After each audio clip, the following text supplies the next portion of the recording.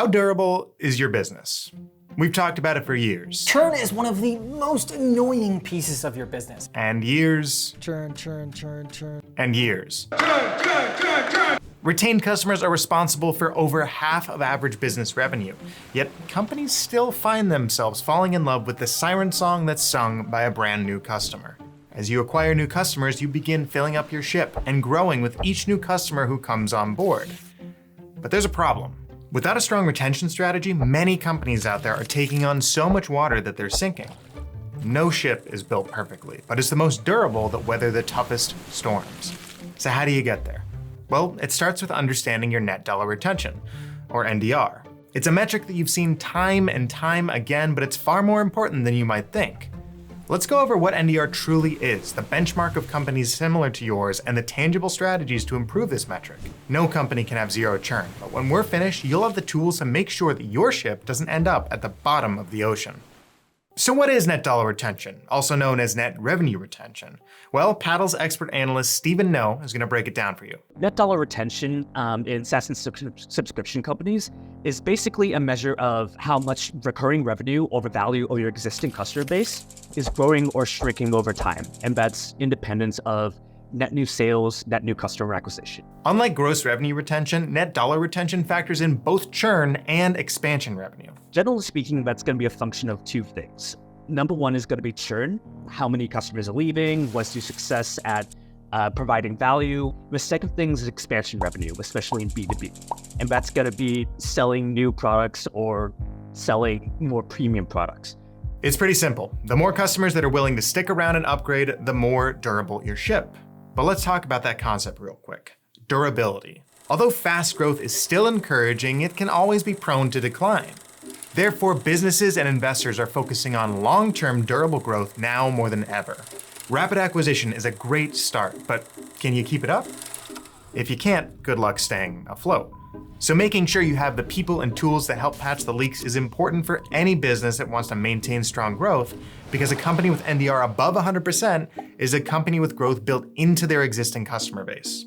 For example, if the gold standard business for NDR, Snowflake, had suspended all customer acquisition activity a year before their IPO, they still would have grown by 58% that year. Snowflake has very high expansion revenue opportunities, and they've also figured out their product market fit. That's a pretty durable business. So how do you know if your retention and growth is in good standing? Well, a great place to start is by checking out our partner for this video, OpenView. By looking at OpenView's benchmark data, you can see where you stack up on this grid measuring NDR and CAC Payback. On the upper left of this graph, we see companies with NDR above 120% and CAC Payback below 7.5 months are doing amazing with growth of 150%.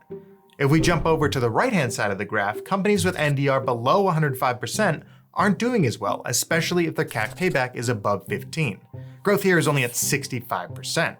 But a big takeaway is that performing poorly in either NDR or CAC Payback will, at most, leave you in no man's land between great and not so great. If you have any questions, we have another video coming up on CAC Payback, so be sure to check it out to learn a ton more. But the idea is simple. Focusing on improving these two metrics can clearly lead to a higher median growth rate. Upper left means you're doing great, while bottom right means you're taking on water. Seeing where you stack up is crucial. There's a ton more on NDR in the OpenView benchmark report. Sign up to get it, and you'll be an outlier when the world is facing economic strife.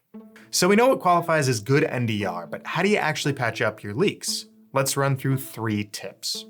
First, focus on delivering lasting value to your customers to improve retention. Focus on term optimization, cancellation flow improvements, improve support. Do whatever you can to provide value to your customers. Keeping your customers happy can even turn them into ambassadors for your product further down the line. Next, leverage your data to help create goals and form insights. Sure, a naturally great NDR means you're doing some things right, but you should be building that up and targeting a specific goal. Finally, create more expansion revenue opportunities. Reducing cancellations by improving your cancellation flow with salvage offers and win-back campaigns is a great way to boost NDR. Try to cross-sell or upsell within the companies you're selling into. So if you imagine, for example, Salesforce, when it first started out, they might land at one sales team within a larger company and then sell within that company to other sales teams. And that's a very common model we see for getting that positive net dollar retention. You can also incorporate payments and retention tools just like the ones that we have here at Paddle. We'll do the hard part for you so you can focus on growing your business. NDR is a simple metric to track, but it has huge implications. By knowing where you stand with your NDR benchmarks, shoring up churn, and improving your retention strategy, you can create a durable and long-standing business with growth built right into your existing customer base. Nobody likes losing money, so make sure you build a ship that lasts. Reach out if you have any questions, and make sure to check out the OpenView benchmark report. I'll see you in the next one.